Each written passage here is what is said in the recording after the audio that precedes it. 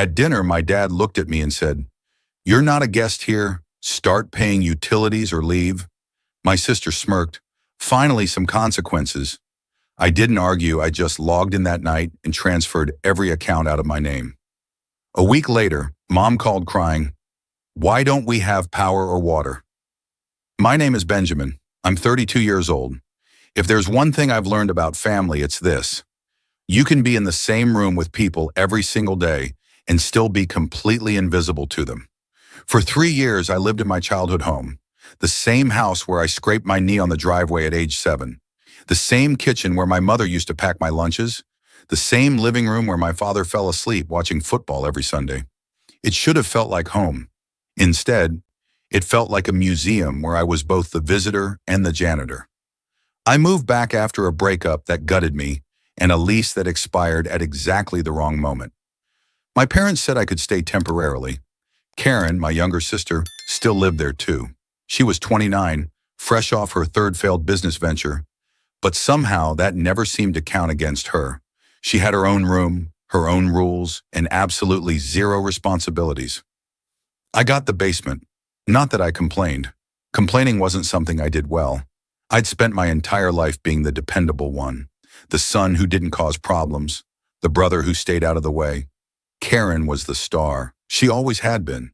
Academic awards in high school, a college fund that my parents drained to pay for her marketing degree, and a personality that filled every room she entered. I was the shadow, the backup, the one who showed up when something needed fixing, but disappeared the moment the crisis passed. Nobody asked me to pay rent. That conversation never happened, but I noticed things. I noticed when my father frowned at the electric bill. I noticed when my mother sighed over the cost of water. I noticed when Karen complained that the internet was too slow for her precious online boutique that never seemed to make any actual money. So I started handling it, quietly, efficiently, the way I always handled things. I took over the electric bill first. It came to the house in my father's name, but I set up auto pay from my checking account. Then the water, then the gas, then the internet, the trash collection, the security system my father insisted we needed after someone's car got broken into 3 streets over. One by one, I absorbed them all. My father never asked where the bills went. My mother never questioned why the lights stayed on. Karen never wondered why her streaming services never got interrupted. I told myself I was helping. I told myself this was temporary, just until I got back on my feet, just until I found my own place again. But months turned into a year turned into 2. And somewhere in that time, I stopped looking for apartments. I stopped planning an exit. I just existed, paying bills in silence, eating dinners where nobody asked about my day, and watching Karen get praised for doing absolutely nothing. There were signs I should have noticed. The way my father's tone grew sharper when he spoke to me. The way my mother never quite met my eyes anymore. The way Karen smirked whenever I walked into a room, like she knew a joke I wasn't in on. But I ignored them. I told myself things would get better. I told myself I was being useful, necessary, important in my own quiet way. I was wrong. The house itself felt different over time. What used to be warm became cold. What used to be familiar became oppressive. I'd come home from my job at the logistics company, park my car in the same spot I'd used since high school, and walk through the front door into a space that felt less like home and more like a hotel where I wasn't quite welcome. Karen's voice would echo from upstairs, laughing on the phone with her friends. My mother's footsteps would shuffle through the kitchen, preparing meals that somehow never tasted the way they used to. My father's silence hung over everything, heavy and judgmental, a weight I carried without ever understanding why. I paid the bills. I stayed out of the way. I made myself small, and I waited for something to change. The dinner happened on a Tuesday in late October. The air outside had turned crisp, the kind of cold that makes you want to stay inside where it's warm and safe. But there was nothing warm or safe about the dinner table that night. My mother had made meatloaf, mashed potatoes, and green beans. Standard Tuesday fare. We sat in our usual spots. My father at the head of the table, my mother to his right, Karen across from me, and me at the end, closest to the kitchen in case anyone needed anything. I was halfway through my potatoes when my father put down his fork. The sound of metal against porcelain cut through the quiet murmur of chewing and the hum of the refrigerator. My mother's hand froze mid-reach for the salt shaker. Karen's eyes lit up like she'd been waiting for this moment. "Benjamin, we need to talk."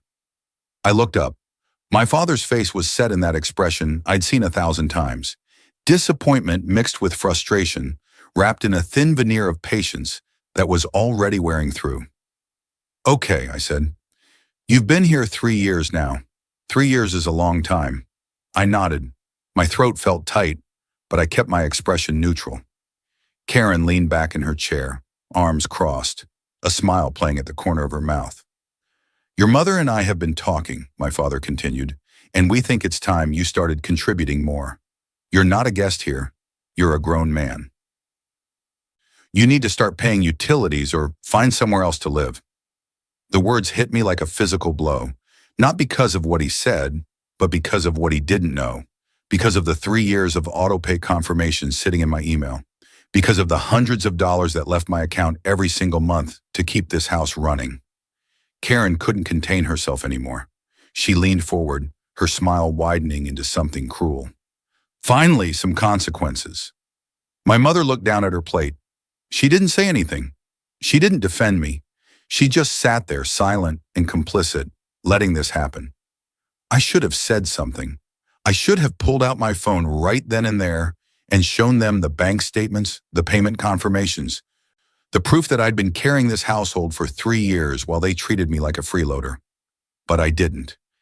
Instead, I looked at my father, then at Karen, then at my mother's bowed head, and I felt something shift inside me, something cold and final, like a door closing that would never open again. "Okay," I said. My father blinked. He'd expected an argument, a defense, maybe even an apology. Karen's smile faltered just slightly, confused by my calm. "Okay?" my father repeated. "Okay, I'll handle it."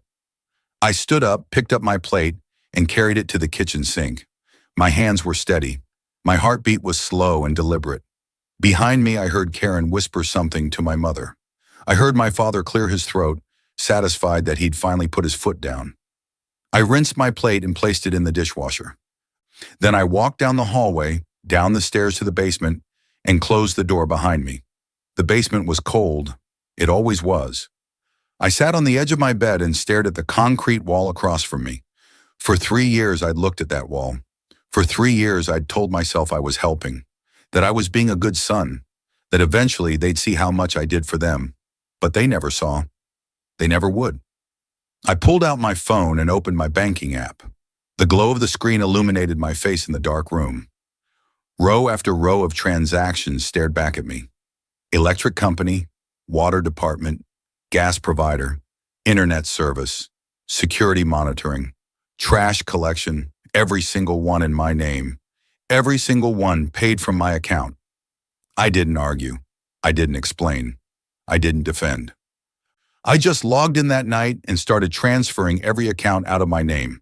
The process took 2 hours. I sat cross-legged on my basement bed, laptop balanced on my knees, phone in hand, and systematically dismantled 3 years of invisible support. Each click felt like cutting a rope. Each confirmation email felt like a weight lifting off my shoulders. The electric company was first. I called their 24-hour customer service line and waited through the automated menu options until a tired voice answered on the other end. "I need to remove my payment method and contact information from this account." There was typing. A pause, more typing. "Sir, are you closing the account or transferring service?" "Neither, I'm just removing myself. The account holder will need to set up their own payment." The representative hesitated. This wasn't a common request, but after verifying my identity and confirming I was the payment method on file, she processed it.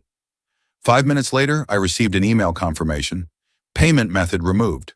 Contact information removed. The account reverted to my father's name only, with no autopay, no saved card, nothing. The water department came next, then the gas company. Each conversation followed the same pattern. Polite questions, verification, processing, confirmation emails piling up in my inbox like tiny victories. The internet provider required the longest call. They tried to upsell me on a personal account. They offered retention discounts. They asked why I was leaving. I said nothing except that I needed to remove my information from the account effective immediately. 40 minutes of hold music and transfers later, it was done. The security system was simpler. An online portal, a few clicks, and my credit card disappeared from their records. I noted the date the current billing cycle would end. 38 days. Trash collection, same process. Remove payment, remove contact information, revert to primary account holder. By midnight, every single utility, service, and subscription tied to that house existed only in my father's name. No autopay, no safety net, no invisible sun keeping everything running in the background. I should have felt guilty. That's what the old Benjamin would have felt. The Benjamin who apologized for taking up space, who paid for things without being asked, who swallowed his pride and his anger because keeping the peace was more important than being seen. But I didn't feel guilty. I felt free. The basement suddenly seemed less like a prison and more like a temporary shelter I was about to leave behind. I looked around at the sparse furniture, the boxes I'd never fully unpacked, the life I'd put on hold for 3 years while I played the role of the dutiful, invisible son. Tomorrow I would start looking for apartments. Tomorrow I would start planning my exit. But tonight I would sleep better than I had in months, knowing that the scales were finally balanced. They wanted me to contribute. They wanted consequences. They would get exactly what they asked for. I closed my laptop and lay back on the bed. Above me, I could hear footsteps. Karen laughing on her phone. My mother running water in the bathroom. My father's heavy tread as he walked from the living room to the bedroom. None of them knew what I'd just done. None of them suspected that in exactly one billing cycle, their world would go dark. And I wasn't going to tell them. I wasn't going to argue. I wasn't going to explain. I wasn't going to give them the chance to guilt me into reversing what I'd done, or beg me to keep paying while they pretended to appreciate it. I was just going to let reality teach them what 3 years of taking me for granted actually cost. The house settled into nighttime quiet. I heard the furnace kick on, pumping heat through vents that would soon go cold. I heard the hum of the refrigerator, the electric buzz of the security system, the soft whir of the Wi-Fi router. All of it running on borrowed time. All of it paid for by a ghost they never saw. I closed my eyes and smiled in the darkness. I wasn't always invisible. There was a time, way back when I was young enough to believe in fairness, when I thought my parents saw me. Really saw me. I was 16 when Karen was 13, and that's when everything changed. She won a regional art competition. Her watercolor painting of our backyard hung in the city library for 6 months. My parents threw a party. Friends came over. My mother cried happy tears. My father put the award certificate in a frame and mounted it in the living room where everyone could see it. That same year, I made the varsity baseball team as a sophomore. It was a big deal. Only 2 sophomores made varsity. I was so proud. I came home with my new uniform and told my parents over dinner. My father nodded and said, "That's good, son." My mother said, "Don't forget to wash that uniform yourself. I've got enough laundry." Karen barely looked up from her phone. There was no party, no frame, no tears of pride. That's when I learned the difference between being seen and being expected. Karen's achievements were celebrated because they were special, unexpected, proof of her exceptional nature. My achievements were just what I was supposed to do. The baseline, the minimum. Nothing worth making a fuss over. The pattern continued through high school and into college. Karen got into a state university with mediocre grades, and my parents celebrated like she'd gotten into Harvard. They paid for everything. Tuition, room and board, spending money, a new car for the 3-hour drive. I got into a better school with a partial scholarship. I paid the rest with loans and 2 part-time jobs. My parents said they were proud, but there was no celebration, no car, no checks to help with books or rent. When Karen dropped out after 2 years to pursue her dream of becoming an entrepreneur, my parents supported her unconditionally. They let her move back home rent-free. They gave her seed money for her first business, an organic soap company that folded within 6 months. When I asked to move back home after my breakup, my father's first response was, "For how long?" I should have seen it then.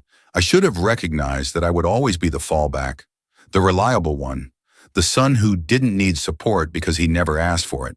But I didn't.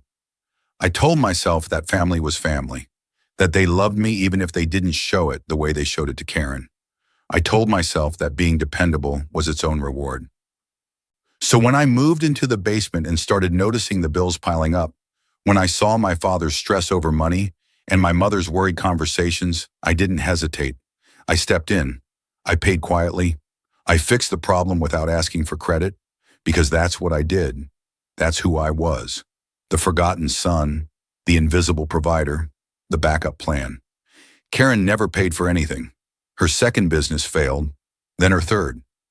Each time she moved on to the next idea with the same confidence, the same charm, the same ability to make our parents believe this time would be different.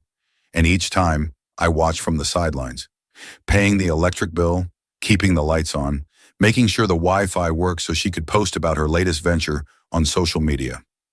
Nobody noticed. Nobody thanked me. Nobody wondered how a household of 4 adults stayed afloat when only one of them had a stable job. They just assumed it worked because it always had. Now, lying in my basement bed with every bill transferred out of my name, I finally understood something I should have learned years ago. You can't make people see you by being useful.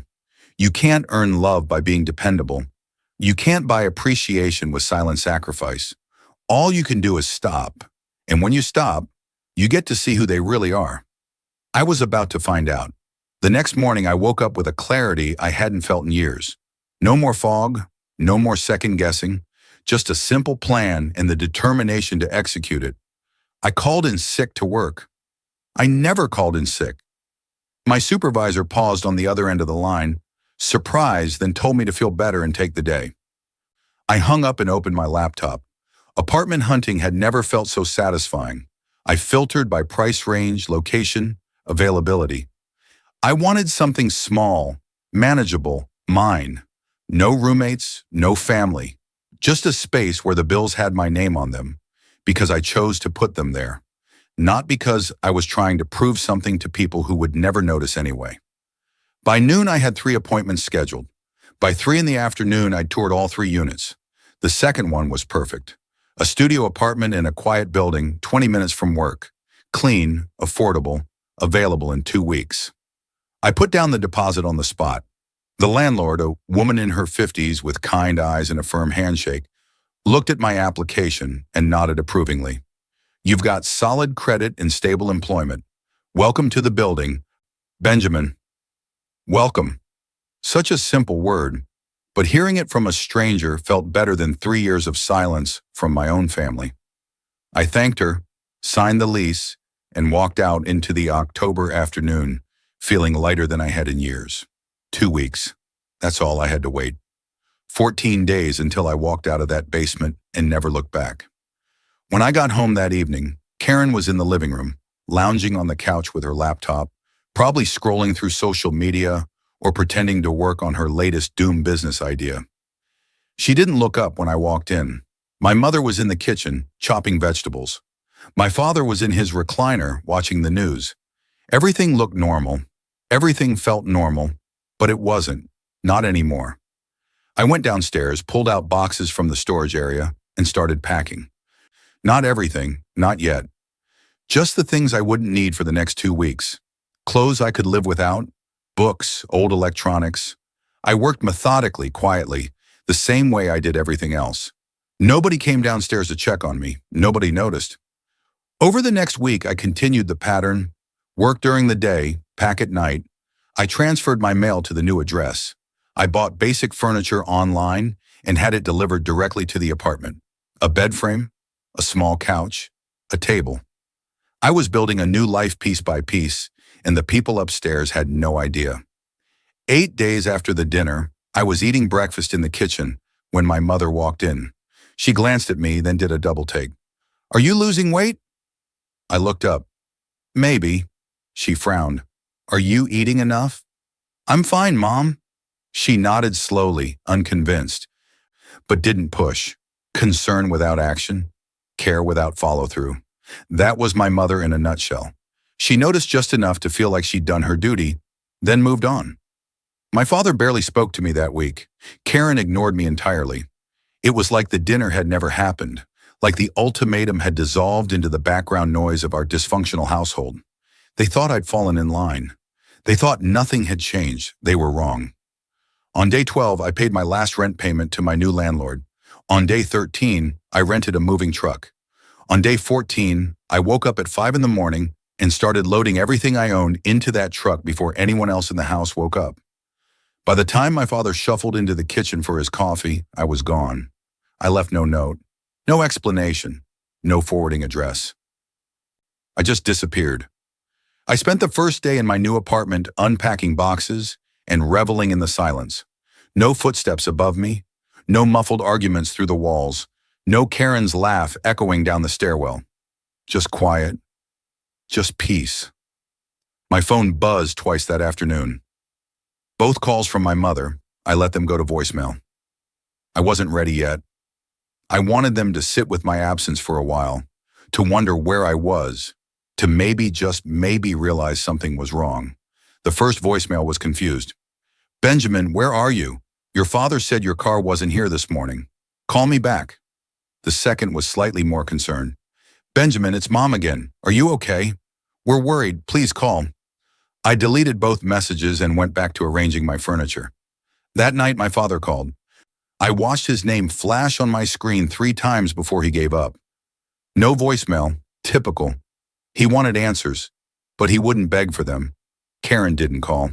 Of course she didn't. She probably didn't even notice I was gone. The second day in my apartment, I woke up to 6 missed calls. 3 from my mother, 2 from my father, 1 from a number I didn't recognize. I listened to my mother's voicemails while making coffee in my tiny kitchen. "Benjamin, this isn't funny. Where are you? Your room is empty. Did you move out? Call us back right now." Her voice had shifted from concern to irritation. She wasn't worried about me. She was worried about what my disappearance meant for them. I sipped my coffee and stared out the window at the parking lot below. Let them worry. Let them wonder. Let them feel a fraction of the invisibility I'd felt for 3 years. The third day, my mother's tone changed again. "Benjamin, please, we need to talk. Something's wrong with the internet. It just stopped working. Your father tried calling the company, but they said the account doesn't have a payment method. Do you know anything about this?" I smiled into my coffee mug. So it was starting. The 4th day, the calls became frantic. "Benjamin, the electric company sent a notice. They said the account is past due, but your father never got a bill. What's going on? Did you do something?" Her voice cracked on the last question. Not with sadness, with realization. The first glimmer of understanding that maybe, just maybe, I hadn't been the freeloader they thought I was. I still didn't call back. The 5th day, my father left his first voicemail. His voice was hard, angry. "Benjamin, I don't know what game you're playing, but you need to call us back and explain what the hell is going on. The water company is threatening to shut off service. They said the account has no payment method. Fix this, now. Fix this. Not please. Not sorry. Not we made a mistake. Just fix this." Like I was a tool, a utility, something that existed to make their lives easier. I deleted the voicemail and went to the gym. The 6th day, Saturday, my phone rang nonstop. I turned it off and spent the afternoon at a bookstore, browsing shelves and enjoying the luxury of doing absolutely nothing productive for anyone but myself. When I turned my phone back on that evening, I had 17 missed calls and 12 voicemails. I didn't listen to them. I didn't need to. I knew exactly what was happening. The bills were coming due. The autopay safety nets were gone, and my family was finally realizing who had been keeping their comfortable life comfortable. The 7th day, Sunday, I woke up to a single text message from my mother, sent at 2 in the morning. "Please, Benjamin, we don't have power. It's cold. We don't understand what happened. Please call us." I read the message 3 times. I pictured them sitting in the dark house, confused and helpless, probably huddled in the living room with flashlights, trying to figure out how their life had fallen apart so quickly. And I felt nothing. No guilt, no sympathy, no urge to rush over and fix everything like I always had. Just peace. I made breakfast, scrambled eggs and toast, and ate it slowly while watching the sunrise through my apartment window. Then I picked up my phone and typed a single reply. I'm fine. Don't contact me again. I hit send and blocked all their numbers. Let them figure it out. Let them sit in the consequences. Let them learn what it felt like to be powerless. I was done being their invisible savior. The 8th day, I unblocked my mother's number. Not because I felt guilty, not because I was wavering, but because I wanted to hear it. I wanted to hear her admit what they'd done, what they'd taken for granted, what they'd lost. She called within minutes of being unblocked, like she'd been hitting redial over and over. Benjamin? Oh, thank God. Benjamin, please. We need your help. Her voice was ragged, desperate. I put her on speaker and set the phone down on my kitchen counter while I poured myself orange juice. What do you need, Mom? The power, Benjamin. The water, everything's shut off. We tried to call the companies, but they won't turn anything back on without payment and deposits. Big deposits. We don't have that kind of money right now. Your father's account is overdrawn. We don't understand what happened. What happened, I said slowly, is that I stopped paying your bills. Silence. What? I paid every utility in that house for 3 years. Electric, water, gas, internet, security, trash. All of it. Every single month.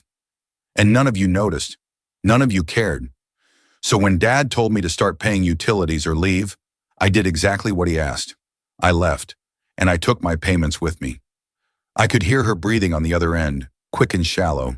You were paying, but your father didn't pay anything. I did. And now you know what your house costs when someone isn't quietly covering for you. Benjamin, please, we didn't know. We didn't.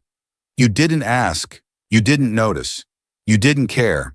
For 3 years, I kept that house running, and the only thing I got for it was being called a freeloader at dinner while Karen smirked and you said nothing. We were wrong. We were so wrong. Please, Benjamin, we're sorry. It's freezing. We have no water. The food in the fridge is going bad. Karen is staying at a friend's house. Your father's pride won't let him ask, but Benjamin, please, help us. The juice was cold and sweet. I savored it. No. What? I said no. You wanted me to contribute or leave. I left. That's what you asked for. That's what you got. But we didn't mean... Yes, you did. You meant every word. You just didn't expect consequences. You didn't think I was actually useful. You thought I was expendable. Turns out I wasn't. Her breath hitched. She was crying now. What do we do? You call the utility companies. You set up accounts in your own names. You pay the deposits. You handle it like adults. The same way I handled it for 3 years without any of you noticing or caring.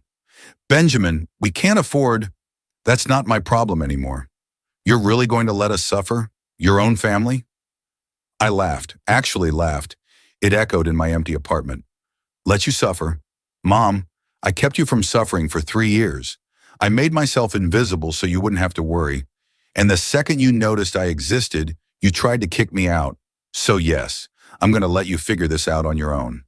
Like adults. Like the family you forgot I was part of. She sobbed openly now. I'm sorry. We're so sorry. I know you are. Now, because it's dark and cold and your life is falling apart. But you weren't sorry at dinner. You weren't sorry for 3 years of treating me like furniture. You're sorry now because you need something from me. And that's exactly why I'm saying no. Benjamin, I hung up. My hands weren't shaking. My heart rate was steady. I felt calm, powerful, free. I blocked her number again and finished my juice. Somewhere across town, my family sat in a cold, dark house, finally understanding what they'd lost. Not just the utilities, not just the comfort. They'd lost me. And unlike a bill, I couldn't be paid back into their lives. I turned on my TV, the one I'd bought with my own money from my own apartment, and watched a movie in the warm glow of lights I paid for, surrounded by silence I'd earned. It was the best night I'd had in years. 3 weeks passed. I didn't hear from my family again.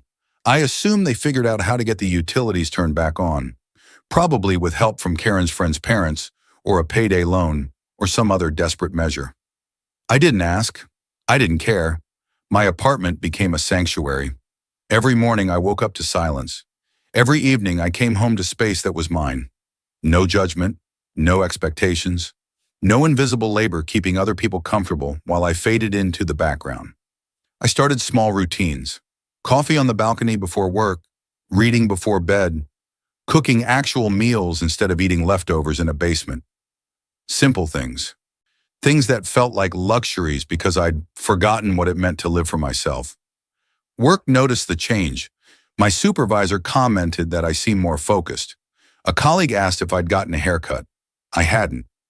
I just stopped carrying the weight of people who never appreciated it. One Saturday afternoon, I was at a coffee shop when my phone buzzed with a call from an unknown number. Against my better judgment, I answered. Benjamin? It was Karen. Her voice was small, uncertain. Nothing like the smug tone from that dinner. What do you want? I wanted to apologize. For everything. For how I treated you. For what I said at dinner. For never noticing what you were doing. I stirred my coffee slowly. Okay. Okay, that's it? What do you want me to say, Karen? That I forgive you? That we can go back to how things were? We can't. I'm not interested. I know, I needed you to know that I get it now. What you were doing. How much you did. Mom and Dad are struggling. The deposits wiped them out. They're fighting all the time now. About money, about you, about everything. That's not my problem. I know. I just thought you should know. Why? So I'll feel guilty and come back? Not happening. She was quiet for a moment. When she spoke again, her voice was even smaller. I don't expect you to come back. I don't even expect you to forgive me. I just wanted to say I'm sorry. For real. Not because I need something. Just because you deserve better. I leaned back in my chair. You're right, I did. Are you okay? Are you happy? I looked around the coffee shop. Strangers reading books. Couples talking over lattes. Sunlight streaming through the windows. My apartment keys sitting on the table next to my phone. My life, small and simple and entirely my own. Yeah, I'm happy. Good, that's good, I'm glad. She hung up. I sat there for a while processing. The apology didn't change anything. It didn't erase 3 years of being invisible. It didn't repair the damage. But it was something. Acknowledgement. Proof that they'd finally seen me, even if it took losing me to do it. I finished my coffee and walked home. The autumn air was crisp, the trees ablaze with red and gold. My apartment building came into view, small and unimpressive but mine. Inside, everything was exactly as I'd left it, clean, organized, peaceful. I made dinner, a simple pasta dish, and ate it slowly while listening to music. No footsteps above me, no arguments through walls. No sister smirking across the table, no father telling me I wasn't enough. Just me, just peace, just the quiet satisfaction of knowing I'd finally chosen myself. The doormat was gone. The invisible provider had disappeared. What remained was Benjamin, a man who'd learned the hardest lesson life could teach. You can't make people value you. You can only value yourself enough to walk away from those who don't. And I did. I walked away. I took my light with me, and I let them sit in the darkness they'd created. Sometimes revenge isn't loud. Sometimes it isn't dramatic. Sometimes it's just the sound of someone closing a door and never looking back. That's the sound I made, and I've never regretted it.